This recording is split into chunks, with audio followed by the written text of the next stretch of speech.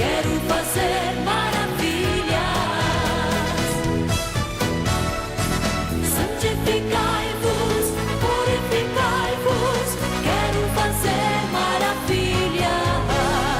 No meio de vós, quero fazer maravilhas. No meio de vós, quero fazer maravilhas.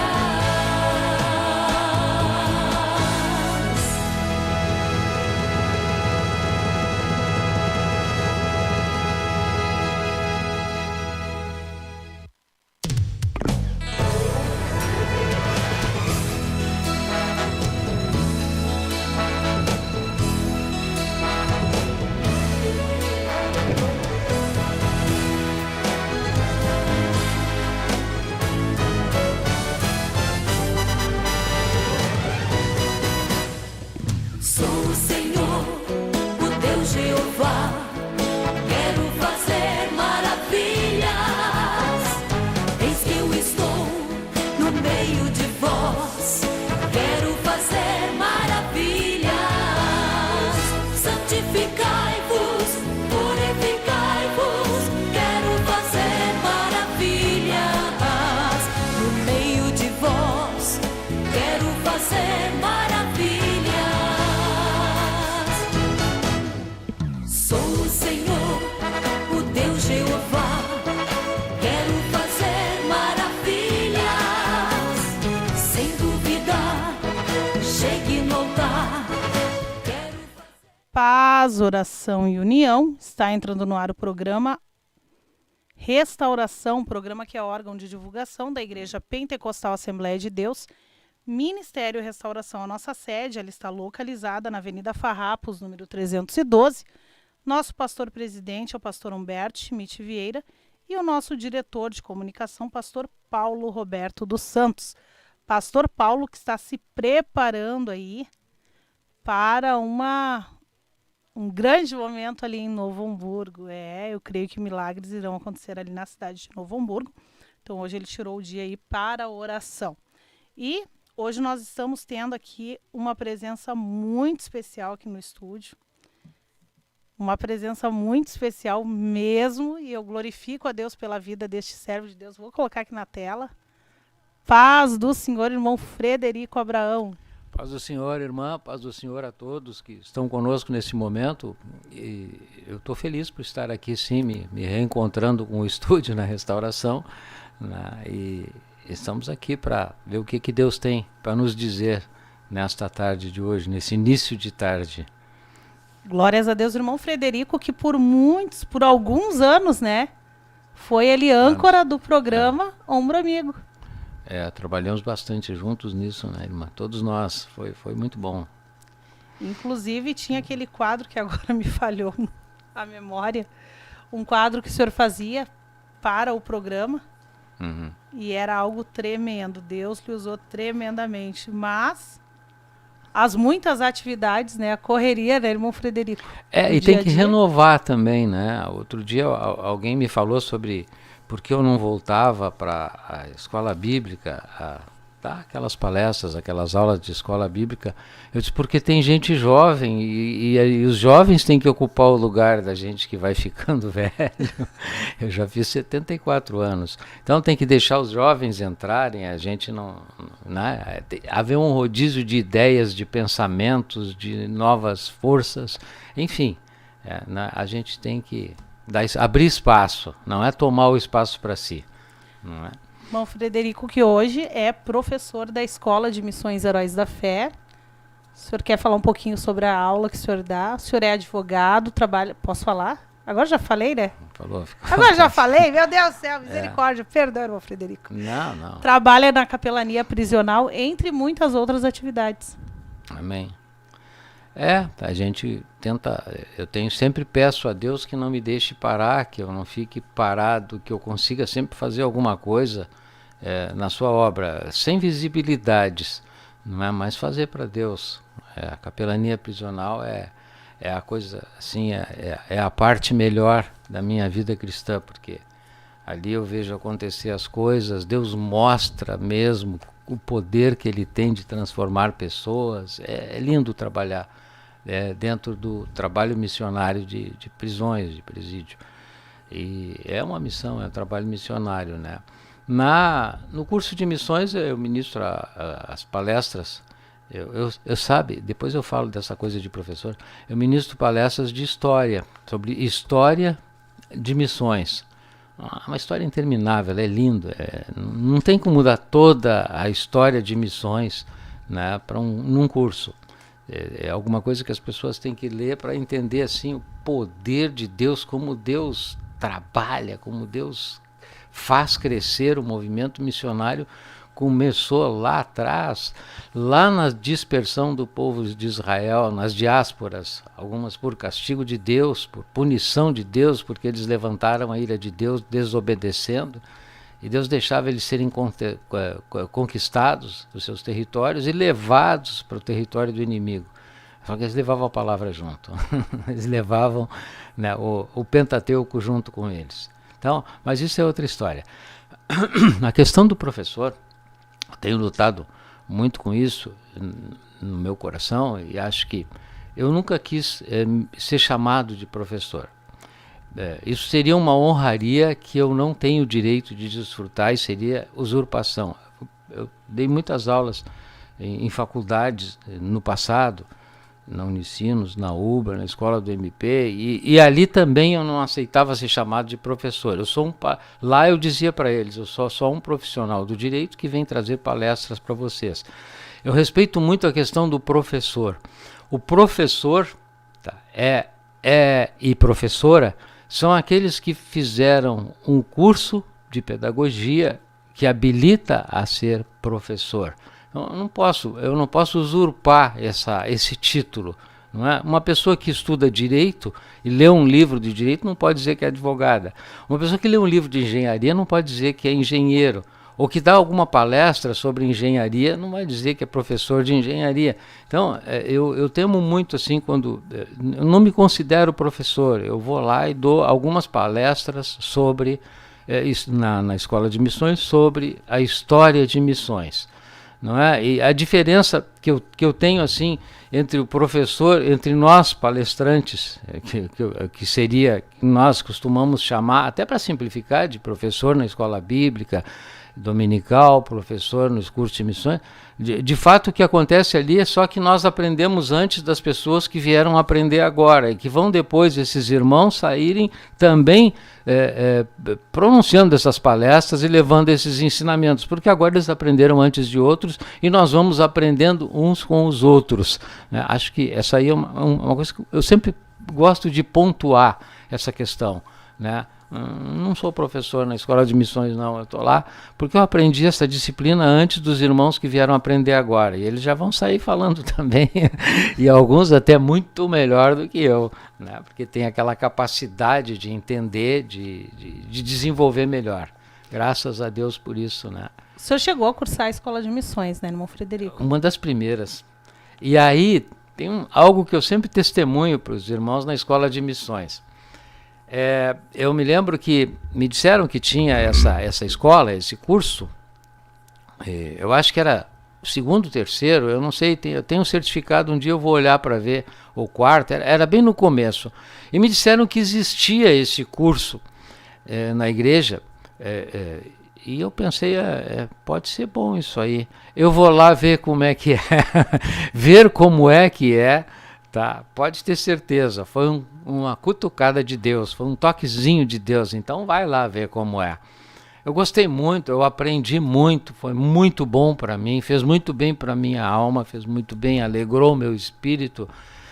E isso, o que eu digo para os irmãos que vêm fazer esse curso, olha aí, eu sei que tem gente aqui que veio para ver como é que é. Agora eu vou te testemunhar uma coisa, para vocês que estão me ouvindo agora e me assistindo, e para aqueles que estão na escola, começando a escola. Eu vou testemunhar. Eu fui para ver como é que era, gostei muito, me alegrei, e creio que 2 ou 3 meses depois, eu estava no culto, aqui na sede, e o pastor Humberto, quando entrou, me deu um tapinha no ombro e disse: como é que está seu passaporte? Está em dia. E o visto americano está em dia, eu vim de lá há pouco, eu fui visitar uns netinhos lá que nasceu, uma netinha que nasceu, e ele tá ok, tá tudo bem. Diz assim, pode ficar uns 30, 60, 90 lá fora? Posso dar um jeito, é apertado, mas eu posso dar um jeito, estou com bastante serviço no escritório, posso, a gente pode resolver se há alguma emergência. Tá, e quando é que eu posso lhe enviar? Quando for necessário. Pode ser amanhã? Pode ser até ontem. Não. Sério? Amanhã? Ai, meu, no outro dia. Aí, claro, o amanhã dele foi para me testar. Foi uma semana, 15 dias depois, eu estava embarcando para lá, porque tinha lá alguma coisa urgente, algumas coisas urgentes para resolver. E lá estava eu, de missionário, nos Estados Unidos, sem saber o que era cuidar de uma igreja. Não tinha outro. A questão de Deus foi essa.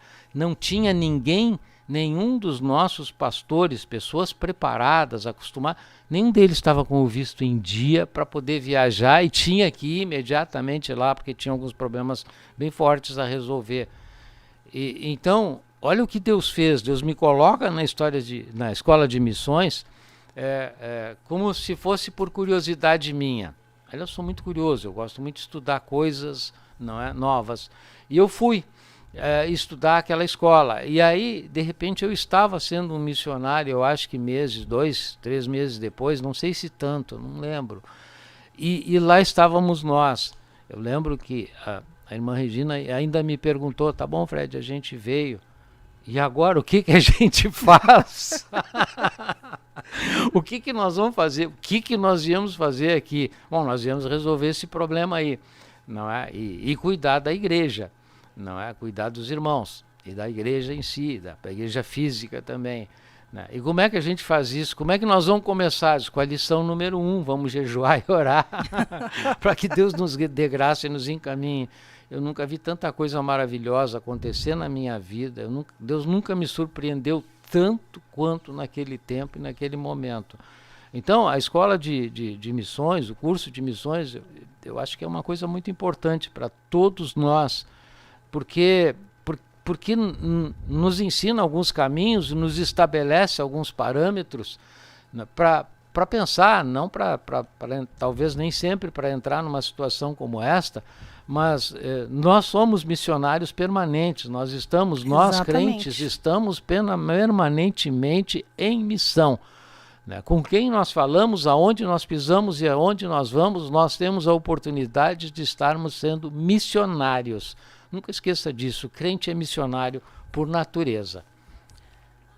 Ao final de contas, aquele ide de Jesus é para todos. Ele não disse assim, só o fulano, só o... Não, é para todos. Não, é para todos.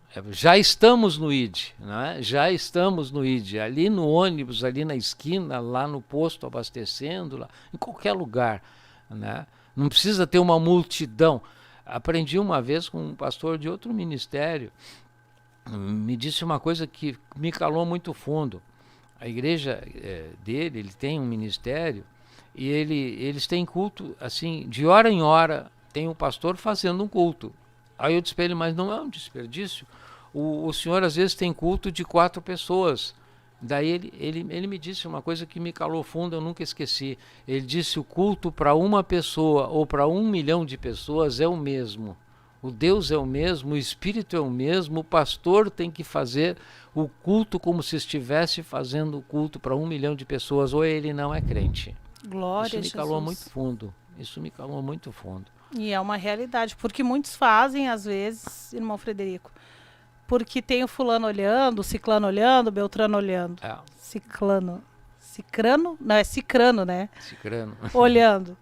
Mas, e quando tá lá só ele, quando passa por aquela alminha na rua, e aí? Aí é que está, é que se o desejo missionário, o desejo de participar da obra, é o desejo de ganhar almas, não de fazer show, não de dar show, né? Não de subir no púlpito como se fosse um animador de auditório ou um showman, né? Não. O púlpito é de Cristo, o púlpito é de Deus, o púlpito é do Deus triuno, é do Deus Aleluia. Pai, do Deus Filho, do Deus Espírito Santo, é dele. A gente não é nada ali. A gente só vai pedir para Deus falar o que ele quer que a gente através das nossas bocas, o que ele quer falar. Não é para dar show, não é para ficar famoso, não é para ficar conhecido, não é para ter visibilidade. Como é que é? É preciso que eu diminua para que ele cresça. É É verdade. simples assim, né? O senhor veio de uma família cristã, uma família de cristãos? Não. Assim, eu tenho uma guerra genética dentro do na minha genética tem uma guerra.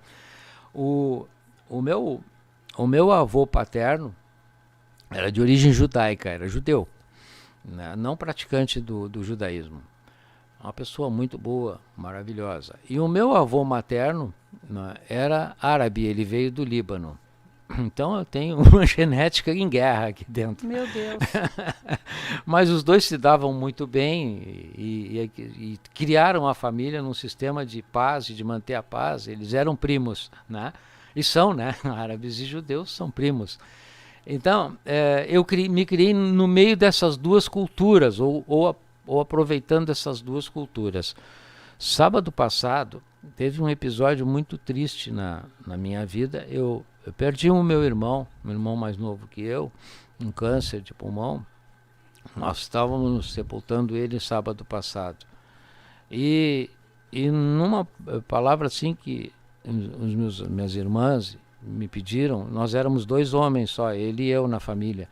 E me pediram para mim dizer, eu estava lembrando a todos eles, hoje cristão eu sei o agir cristão, mas aquele meu irmão, por exemplo, como toda a nossa família e pela forma como nós fomos criados, ele de fato ele teve durante toda a sua vida o agir de um cristão, e de um cristão verdadeiro. Ele era bom, ele amava as pessoas, ele cuidava da sua relação com Deus, discretamente cuidava. Então, ele não deixou inimigos, o meu pai não deixou inimigos, entende? Eram pessoas assim, porque criados naquele ambiente, naquela cultura judaica, não é? E naquela cultura árabe pelo outro lado, que também eles são muito voltados a Deus. Ele chama Deus de Alá, mas na verdade ele está falando de Deus, né? E o meu avô árabe, esse sim, ele acabou, ele falava Deus e Deus o nosso Deus. Ele não falava mais o Deus, o Alá. E ele tinha um amor muito grande pelas pessoas e era muito bem quisto, bem amado. Então eu me criei num ambiente de amor na família, pelos dois lados, tanto por um como por outro. E, inclusive eles eram amigos, né? Um árabe e um judeu amigos. Então Que coisa tremenda a sua árvore genealógica, né? é para mim ter paz com os dois lados. A conclusão que eu cheguei foi essa, né? Deus já estava me treinando a ter paz com todos os lados, né? Não importa. Se um árabe consegue ser amigo de um judeu. Eram amigos. E no quartel, quando eu tive que prestar o serviço no quartel, aquele ano, eu servi naquele momento de ditadura, e nós tínhamos muitas manobras. Era manobra uma sobre a outra em Saicã. Quem é militar ou foi, sabe o que é Saicã. É um lugar de treinamento do exército aqui no interior. E nós passávamos muito tempo lá, e dormindo na rua, na chuva, eram manobras de guerra. Servi na primeira companhia de guardas. E ali eu tinha um amigo no nosso pelotão, o Gnieslav, que era judeu, era descendente de judeu, né? E nós, então, para quem não conhece, a gente, nesse tipo de operação, cada um carrega metade da barraca. A barraca é para 2 dormirem, quando dormem em barraca, em manobra. Mas a barraca é para 2 dormirem, cada um carrega na mochila metade da barraca. Logo, montam a barraca junto e tem que dormir de 2, não é? E o Gnieslav e eu sempre dividíamos a barraca, até porque eu gostava muito do jeito que ele armava muito rápido, eu me encostava nele para essa, que eu não gostava disso. Então, os oficiais diziam lá, eu não sei, um vai amanhecer morto desses dois aí, um judeu e um árabe dormindo junto na mesma barraca, daqui a pouco nós vamos ter problema aí, isso aí tem armação de um dos lados. Aí eu dizia, não, mas eu sou dos dois lados, eu não tenho problema, só se ele fizer bobagem. Até hoje o Ignacio é grande amigo meu, hoje ele é engenheiro. Então eu aprendi, não é, na minha formação familiar, a não discriminar. Eu acho que Deus já estava preparando isso no meu coração. Que crente que discrimina ainda está chegando lá, está indo bem, está chegando lá, mas ainda não é. Né? A não discriminar. Ontem ainda falávamos isso na aula de missões. Aula de missões que ontem meu esposo chegou em casa comentando e meu filho também. O Pedro está fazendo sucesso lá na aula pela atenção, pelo cuidado que ele tem, mas veja só, ontem ainda estava se falando sobre a questão da discriminação, não é? O crente não pode discriminar, e quem quer ser missionário, muito menos, e quem quer ganhar almas, menos ainda. Então, mas aquela pessoa é irritante, tem atitudes, ideologias, inclusive, absolutamente contrárias à nossa, não faz mal. Tá? É ele que eu quero. É ele que eu quero. E não sair criticando. Né? Trabalhamos com o Atos. Ontem, o Paulo em Atenas, no meio daquela idolatria grega, nervoso com tudo aquilo. Né? E o que o Paulo faz? O Paulo chega devagar. Né? Senhores atenienses, eu os vejo muito religiosos, muito cuidadosos com deuses, e vai. E daqui a pouco ele bate no Deus desconhecido.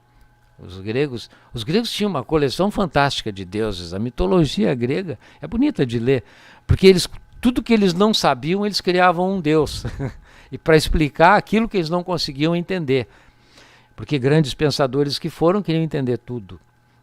Então, o Paulo bate olhando todos aqueles deuses, como que respeitosamente, sem agredir ninguém, sem agredir a crença de ninguém, de nenhum dos gregos, ele vai indo, e ele bate no Deus desconhecido. Ele já tinha pregado, ele já estava pregando, chamavam ele de tagarela. O que esse cara tagarela está querendo dizer e tal? E vão mostrar para ele, levam no Areópago, que era o centro dos deuses deles, né? E começam a mostrar os deuses. Para ver se converte ele, eu acho. Então, o Paulo está indo com esse cuidado. Eu os vejo muito religiosos. E bate no Deus desconhecido. E eles queriam saber que Deus era esse que o Paulo estava falando. Por isso que eles foram mostrar os deles. Eles acharam que iam pegar Paulo, mas eles que foram pegos. Mas olha só a sabedoria que o Espírito Santo deu para Paulo naquele momento. Ele bate no Deus desconhecido e diz: esse Deus aqui que vocês chamam de desconhecido é o Deus do qual eu vos falo. Olha se não foi o Espírito Santo que colocou essa no Paulo. Né? É desse que eu falo. Ele criou o céu, ele criou a terra, ele criou o homem, ele criou o ser humano. De um só ele fez toda a humanidade, o Paulo diz ali. De um só. Onde é que estava onde é que isso aqui bate forte? Todos os povos que são politeístas, e até Abraão, não é? A humanidade era toda ela politeísta, não é? O judaísmo, ou depois, né, o conhecimento judaico-cristão de Deus, não é? Entende, professa e confessa que só há um Deus. Só há um Deus, o Deus Pai, Deus Filhos e Deus Espírito Santo, em um só, o Deus triuno, que é santo, santo, santo. Santo Pai, Santo Filho, Santo Espírito em um só, o Deus triuno. Bem, então o conflito que se estabelecia ali é que os povos politeístas, aqueles idólatras que tinham muitos deuses, como os gregos, não é? Eles criavam os seus deuses. Perceba a diferença aqui. Eles criavam os seus deuses e adoravam os seus deuses. O deus grego tinha quase todos os problemas e as questões humanas. Ele carregava tudo isso. Por quê? Porque eles eram criados na mente de pessoas humanas. Então, o politeísta criava o seu Deus. Tá? No cristianismo, tá? Desde o judaísmo e agora no cristianismo, ou no entendimento judaico-cristão, tá? O Deus cria os homens. É o que o Paulo diz para os atenienses: de um só fez toda a humanidade. Então Deus cria o homem, e no politeísmo, não é? E aqui nesse momento nós estamos com o politeísmo grego, tá? Eles criavam os deuses, o homem criava a Deus, né? O homem servia a deuses que ele criava, né? E nós não, Deus nos criou, tá? E esse era um grande debate. E eles conseguem entender quando Paulo diz: esse Deus que vocês chamam Deus desconhecido, tá? Existem tanto deuses que até um momento resolveram criar o Deus desconhecido, o Deus do desconhecido, né? E o Paulo diz: esse é o Deus do qual eu vos falo. Então, e aí eles foram muito bem, eles foram entendendo, eles foram aceitando. Né? A coisa só dispersou, se vocês lerem, dispersa quando Paulo diz assim, e fala de ressurreição, né? Morremos e um dia ressuscitamos. Aí os gregos já arredaram para trás assim: não, Paulo, aí sobre isso a gente fala outra hora. Não aceitaram a ressurreição em Cristo, em Jesus, né? Então, essa força que nos vem de Deus, né, nos leva. Ele não tinha o perdão, o politeísta, né? Ele não conseguia entender a história do perdão. E se a gente for buscar bem isso aí, o perdão passa a existir fortemente. Quem vem ensinar o perdão com muita força, o amor e o perdão com muita força, foi Jesus. Jesus mudou a história da humanidade. Porque até então ainda valia o quê? O talião. O que era o talião?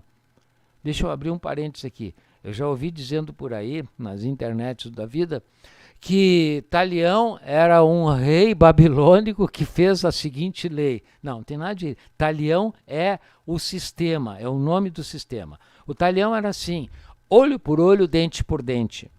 Tá? Se alguém matasse o meu primo, eu tinha direito de matar um primo dessa pessoa.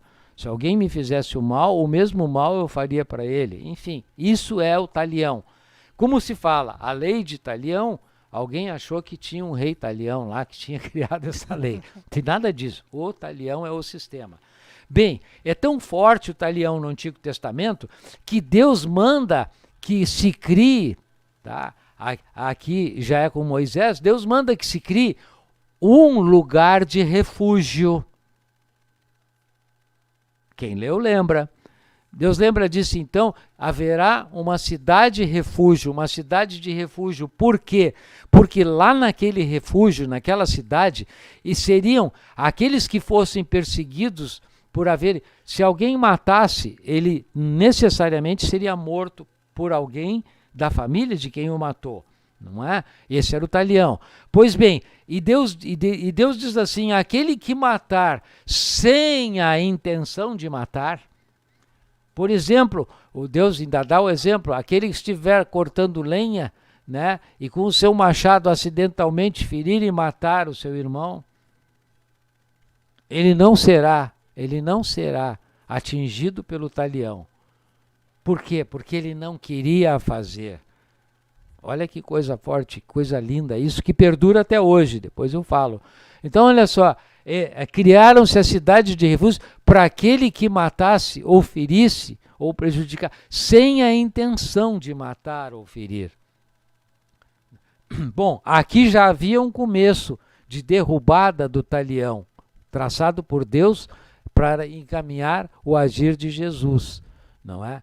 E veja, isso foi tão forte que Jesus, simplesmente pregando o amor e pregando o perdão, que era de Deus, e Deus sempre perdoou e esqueceu, né? Então Jesus, com essa força do amor e com essa força do perdão, mudou a história da humanidade. O que seria hoje com o Talião? Que coisa triste que seria. Tem gente ainda querendo aplicar. Imagina só, Frederico, se realmente hoje ainda fosse essa lei, né? Um morticínio, né? Meu Deus. Um morticínio. E Jesus mudou isso. E mudou sem gritar, e mudou sem agredir, mudou sem discriminar, e mudou sem bater. Mudou no amor. Dando o exemplo. Dando o exemplo. Hoje, para vocês terem uma ideia assim, do quanto foi forte o agir de Jesus, que hoje as legislações de países democráticos, civilizados, realmente civilizados, têm a figura do crime culposo. não é? Então existem dois crimes, o culposo e o doloso, basicamente, na origem. Tá? O doloso, eu vou lá e vou matar esse homem. Ele vai lá e mata. Ele queria fazer isso, até às vezes planejou, foi lá e fez. O culposo, por exemplo, aí o acidente de trânsito, que todo mundo está sujeito, infelizmente, de repente, não precisa ter alta velocidade, nem estar embriagado, por uma razão qualquer, não é? Acontece de atropelar e matar alguém. Se a culpa não foi do próprio pedestre, por exemplo, poderá ter sido culpa, mas ali tu passou a 40, tu vinhas a 50 por hora e é 40 e é uma escola. Bom, então ele vai ser condenado sim, mas serão consideradas as atenuantes todas da ausência do dolo, ou seja, da ausência de vontade de fazê-lo. Era o crime culposo.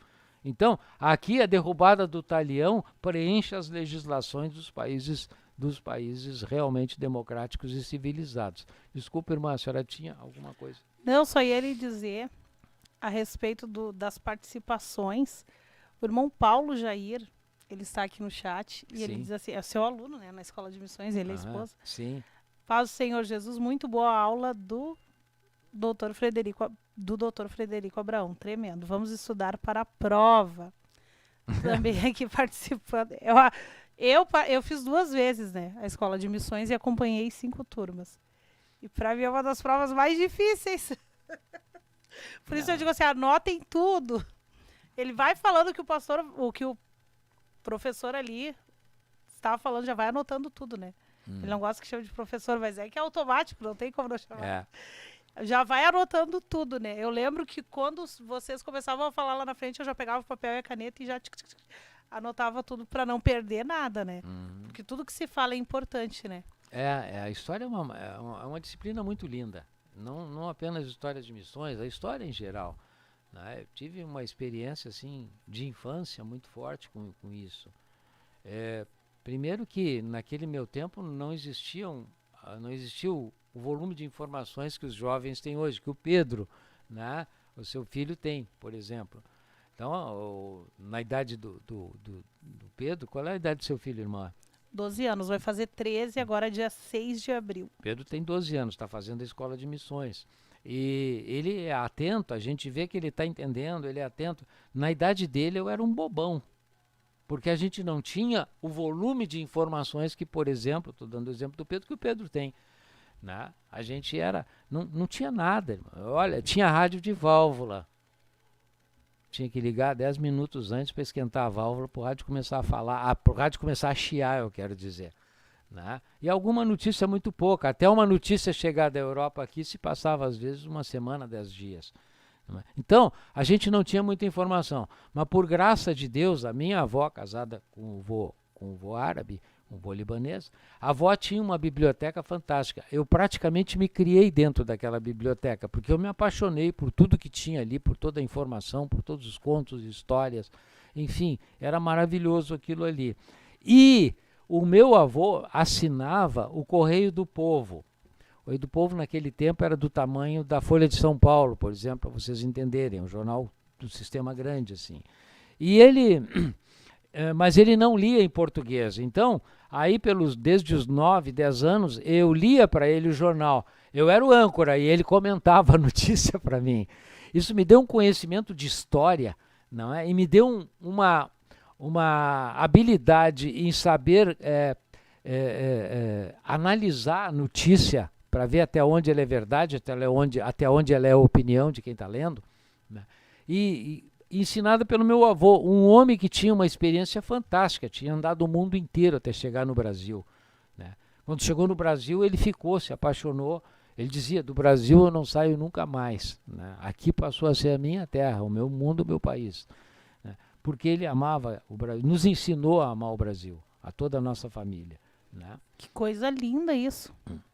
O vô dizia, isso aqui Deus fez para ele só empresta para nós. Tá? Não tem furacão, não tem vulcão, não tem terremoto, não tem maremoto, que hoje é o tsunami. Né? Não tem nada disso. E a gente joga o miolo do tomate fora e nasce um tomateiro. Ele dizia. E é verdade. Né? Então, eu aprendi muito da história do mundo e a história do Brasil através da notícia comentada pelo meu avô, que era o comentarista, eu era o âncora, lendo o jornal para ele todas as manhãs. Que tremendo, irmão Frederico. Aqui conosco também está a irmã Jussara Tapia. Ela diz que, com lágrimas, sente saudades do irmão Frederico Abraão. Irmã Jussara Tapia.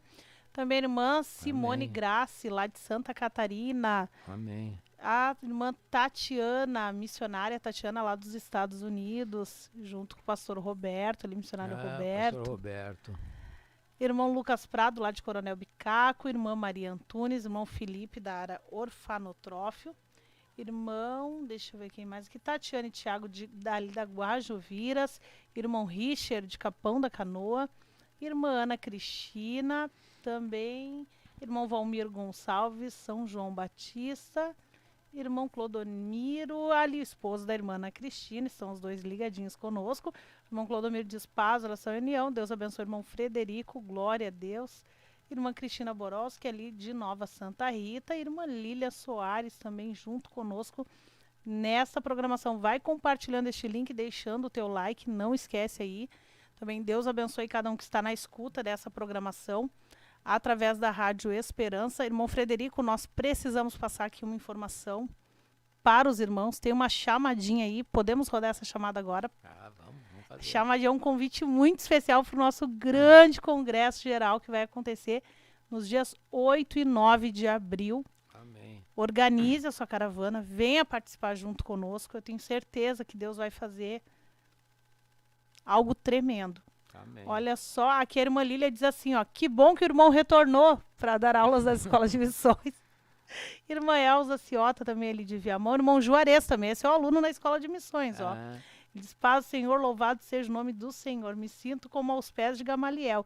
Estamos aprendendo muito, agora tem que aplicar, é verdade. Glória a Deus. O importante é a gente aplicar o que Exatamente, tem gente que vai para a escola de missões, vai ali, fica ali, aprende. Só se alimenta, mas não põe para fora, né? Então, vamos ouvir aí a chamada, daqui a pouquinho a gente já retorna. Amém. Enquanto isso, você vai compartilhando o link.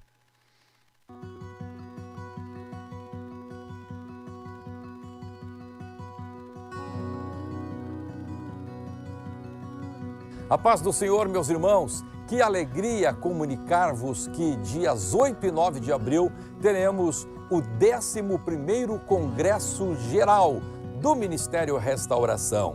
Todos juntos no Vale da Oração.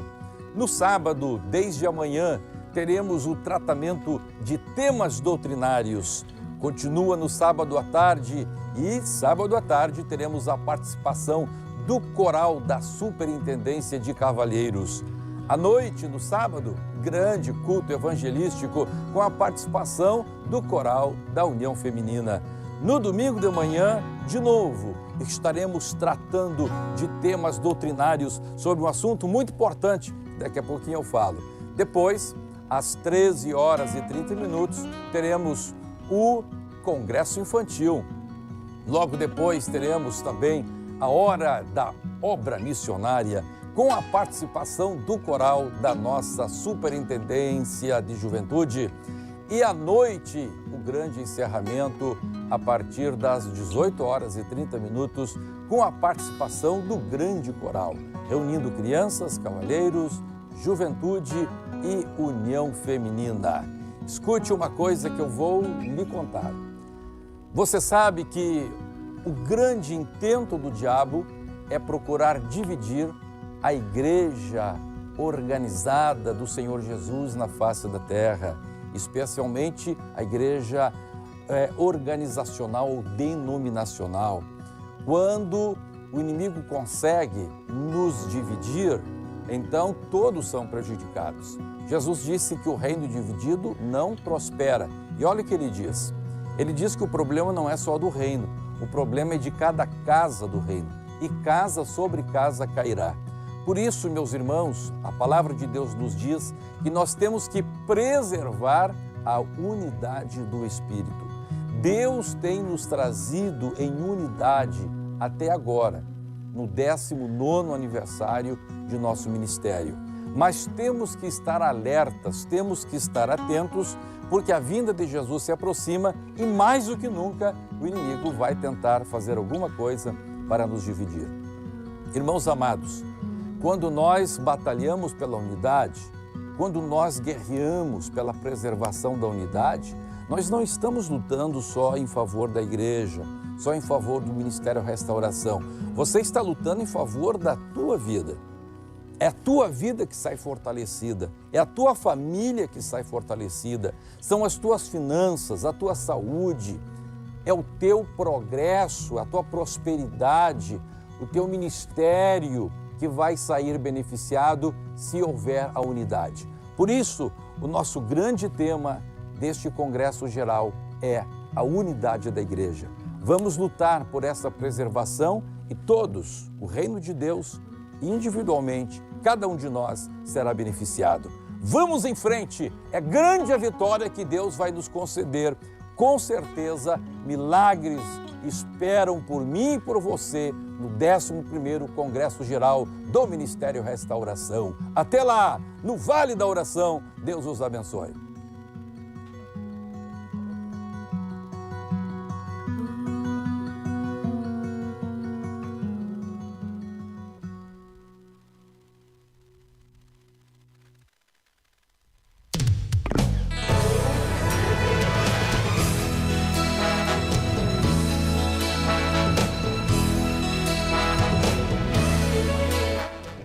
Glórias a Jesus, retornamos então.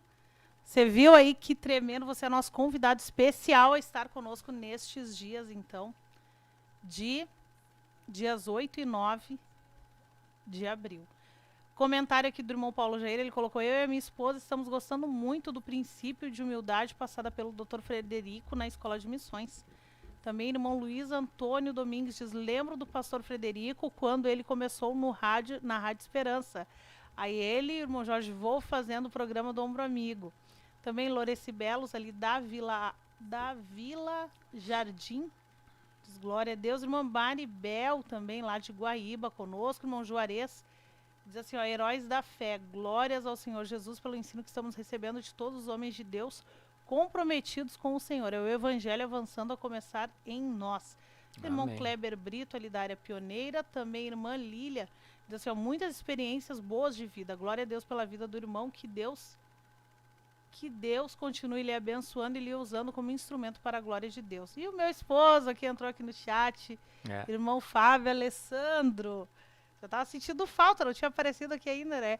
Ele diz, paz do Senhor, estamos aprendendo um pouco mais para acrescentar. Glória a Deus. Irmã Cristina Borowski diz, o irmão Frederico foi meu professor na Escola de Missões Amém. em 2012. Olha só, irmão Glória a Frederico. Deus. Que Glória a maravilha, né? Mas agora a gente vai trocar um pouquinho de assunto. Vamos falar sobre trabalho nos presídios, irmão Frederico. Esse tem o seu coração, né? Esse é uma coisa muito importante que aconteceu na minha vida e que realmente realmente eu creio que nasci de novo foi nesse trabalho. Ali que veio mesmo meu novo nascimento. E como é que o senhor começou nesse trabalho, irmão Frederico? Como é que foi esse chamado para ir trabalhar ali com a capelania prisional? Eu não queria ir. Acho que ninguém quer, de princípio, ninguém quer, né? Eu não queria ir e o pastor Jones, que está em São José do Norte, eu creio ainda, eu estive lá há 2 anos atrás, ou 3, não lembro, visitando ele estava inaugurando uma nova sede e me convidou, eu estive lá. E contei para a esposa dele, ela se surpreendeu e se assustou, inclusive, no começo. Eu disse para ela, olha aí, ó, quem me colocou na cadeia foi o pastor Jones. E ela, tu fez isso? O que houve? Eu disse, não, deixa eu lhe explicar, calma. Ele dava risada. E veja, isso que eu vou contar agora, ele disse que não tinha noção disso, que ele não planejou isso. Aconteceu assim, o pastor Sérgio Cortes me convidava e dizia que eu tinha um chamado, ou uma chamada, como costumam dizer, para o Ministério de Prisões. Eu disse, não, pastor, eu já advogo nessa área criminal e ainda vou falar, não é? Então, não acho assim que... Tá. Aí ele tanto insistiu que aí eu comecei a A dar desculpa. Não, eu vou, só que essa semana, na terça, de novo, na outra. Pois é, mas essa semana também não. E fui levando assim. Um dia, aquela coisa de que quando o Espírito vem, ele toma, ele tonteia, a gente vai e faz. O pastor Jones disse, escuta, vamos no presídio amanhã comigo. Era uma sexta. E eu não sei por que eu disse vamos, foi o Espírito Santo, não é? Eu não sei porque, para ele eu não contei história, o Espírito tinha preparado aquilo ali e queria que ele me levasse. Vocês já vão saber por quê. Daí eu fui com ele, entramos na galeria dos primários, que dói o coração de ver, não é? Tinha uns 400 presos tomando sol, é o horário do sol naquele dia, a hora que ele vai, que se vai, na hora de visitas e a hora deles tomarem sol. Tá ali, tinha uns 300, 400 pessoas e era tudo criança, eram jovens, eu quero dizer, para mim crianças, eram muito jovens. Imagina entrar assim numa escola grande, num colégio grande, no horário de intervalo do 2º grau, da turma de 2º grau, era aquilo ali, era aquela visão que eu tive daqueles rapazes ali, daqueles jovens ali, atirados no chão, feito bicho, né? Tinham comido banana e tinha casca de banana para todo lado, e eu olhei aquilo, me deu uma dor no coração. Então, o pastor Jones disse, tá aí, é aqui o teu ministério. E eu disse, mas o que a gente faz agora? Estavam tudo atirados por ali, diz ele, escolhe um lugar. Eu disse, lá naquele canto eles estão bem concentrados, aqueles lá tinham mais agrupados. Então vamos lá. Aí o pastor Jones chega, olha para eles e disse, eu estive aonde vocês estão. Pá, todos olharam para ele. Por que isso? O pastor Jones foi recluso, foi preso no passado. Então ele podia dizer isso. O que acontece aqui? Qual é o fenômeno que acontece quando o senhor diz eu estive aonde vocês estão? Não é? Há uma identidade, há uma identificação. Então, aí ele chama a atenção daqueles ali. Esse foi um dos meus, ou é um dos meus. Isso aí a gente chama de argumento de autoridade. Como é que é? Quando em oratória se chama de argumento de autoridade isso aí. Eu digo para vocês, caiu um avião lá na Malásia. O senhor vai dizer o quê? Puxa, que pena, que triste. Pronto, e já muda de assunto. Agora eu vou dizer assim, caiu um avião lá na Malásia e eu estava dentro dele. Como é que é? Me conta isso.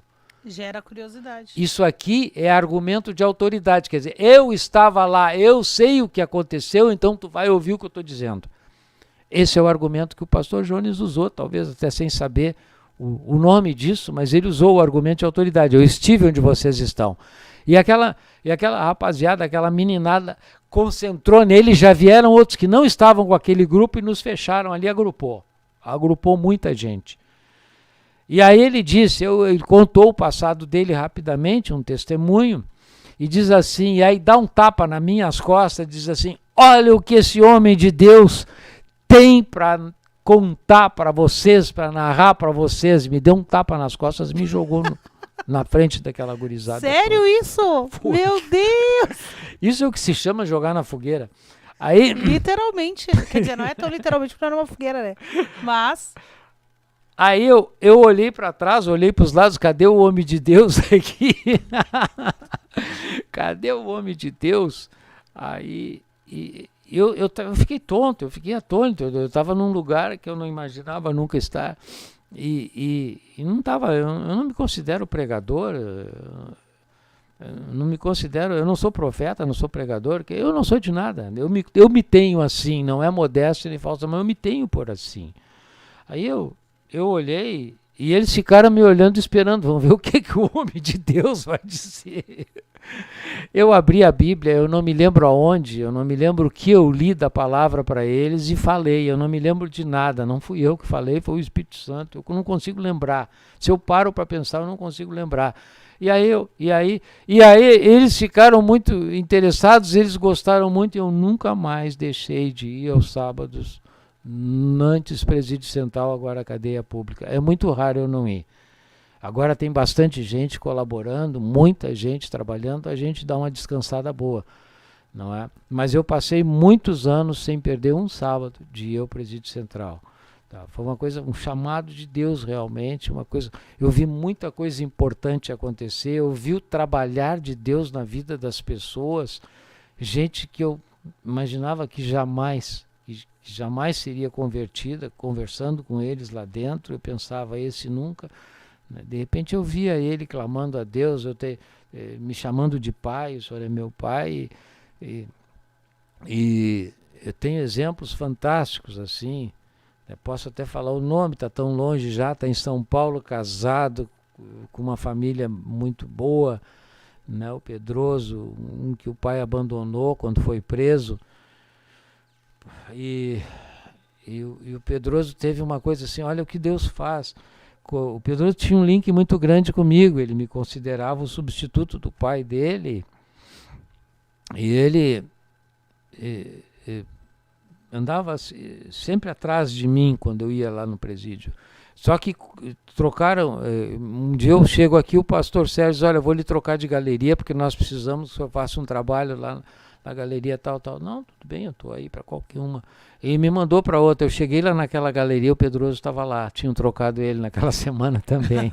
Olha as coisas que Deus faz, ele precisava, Deus queria que alguém desse um apoio para ele. Ele tinha me adotado, ele confiava muito em mim. Isso é uma responsabilidade muito grande, né? Aí por 2 vezes mais aconteceu isso, até que o Pedroso foi para a cozinha geral e naquela semana eu fui para a cozinha geral fazer o culto da noite. Não, depois esse rapaz saiu, veio aqui para a igreja, andava aqui, conheceu uma moça que tem um banco em São Paulo e eles foram, se apaixonaram e casaram. E ele que, vou-me embora, senão tu não pode ir, tu ainda tem o PEC em andamento, eu cuidava, o PEC é o processo de execução criminal, eu cuidava para ele. Senão não pode, eu tenho que pedir para o juiz autorização para transferir o teu PEC. Não, Deus mudou a minha vida, Deus vai. Não faz prova de Deus. Me ligou de São Paulo na semana seguinte. Eu tinha peticionado assim para preparar, olha, nós vamos, como quem diz, né? Prepara aí que nós vamos transferir, porque eu vou pedir a transferência. Uma petição bem simples assim, dizendo que eu queria a transferência dele para São Paulo. Tá? E disse o lugar, ele se mudou e disse, me manda o endereço. Ele mandou, eu peticionei dando o endereço. O PEC foi sem burocracia nenhuma, agora já terminou a pena dele. E foi para que ele tinha que se apresentar, né? Então o processo tinha que ir para lá. Foi para São Paulo, para uma vara de execução. Isso é um problema, é um drama fazer uma transferência dessa. Então eu tive assim demonstrações e visões, eu posso passar meses contando o que eu vi Deus fazer dentro da prisão. Isso criou esse amor muito grande que eu tenho pelo Ministério de Prisões, pelo apenado, porque eu sei, muita gente quer crucificar, eu ouvi até de crente, sabe, que preso bom é preso morto. Isso é muito triste. Porque Deus não fez ninguém mal. A gente não pode esquecer disso. Deus não fez ninguém mal. Deus não fez ninguém para ser perverso, para ser criminoso. O mundo e o nosso inimigo vai corrompendo as pessoas, vai destruindo as pessoas. É simples, é isso aí. É isso que acontece. Isso tudo eu fui aprendendo cada vez mais na prisão, vendo, fazendo esse ministério de prisões. É muito fácil criticar aqui de fora, mas a gente vai na biografia deles, de alguns deles, conversando com eles e vê que, às vezes eu penso, puxa, eu talvez tivesse feito pior do que ele fez. São tão vítimas quanto, porque tiveram uma criação, quem sabe, terrível, ou alguns até com problemas mentais, esquizofrênicos, nunca tiveram nenhum tratamento, nunca tomaram uma medicação. Psicopata, que a psicopatia é uma doença Exatamente. genética. Então, assim, essas experiências me fizeram entender Jesus mais e mais. Né? Eu fui entendendo mais e mais o que é o perdão, o que é o amor que Jesus pregava. Aleluia. Irmão Frederico, nós temos mais 3 minutos apenas. Que bom. Jesus, como passou rápido. Passou tão rápido porque eu gostei muito de estar aqui com vocês. Glória a né, Jesus. De saber que tantas pessoas queridas aí mandaram mensagens para nós. E só vou fazer uma correção. Um irmão ali disse que deu um recado para o doutor Frederico. Eu não sou doutor Frederico, eu sou irmão Frederico. Eu sabia que o senhor ia corrigir, eu li de propósito. É assim, irmãos, ó, para ser doutor, advogado, engenheiro, seja lá, que profissão linda dessas tantas que tem aí, tá? Para ser, basta fazer um curso. Mas para ser irmão de vocês, Deus precisou quebrar o vaso e fazer de novo. Para mim ser um crente, Deus precisou me fazer de novo. E para me fazer de novo, o vaso teve que ser quebrado. E o vaso foi espicaçado. Realmente eu cheguei a um ponto da minha vida, na minha conversão, no meu processo de conversão, eu cheguei a um ponto na minha vida que não restava nada mais de mim, do meu eu. Aí Deus começou a me refazer. Aí me trouxe até um novo nascimento. Então, ser doutor, ser isso, ser mestre e não sei o que mais, é muito fácil, é só fazer um curso e estudar. Já ser irmão de vocês, ter a honra de ser irmão de vocês num ministério de sã doutrina, isso sim, isso eu gosto de ser chamado, porque isso me mostra o quanto eu cresci e o que Deus tem feito por mim, e eu creio que muito mais fará. Glória a Jesus. Irmão Frederico, precisamos encerrar daqui a pouquinho, chegando aí, Heróis da Fé. Esteve conosco também o irmão Rosário Soares, lá de Uruguai, irmão Elson de Portão, irmão José Paulo, lá de Portugal. Deus abençoe, irmão José Paulo. Amém. Também a irmã Dulce Machado, a amada irmã Dulce Machado.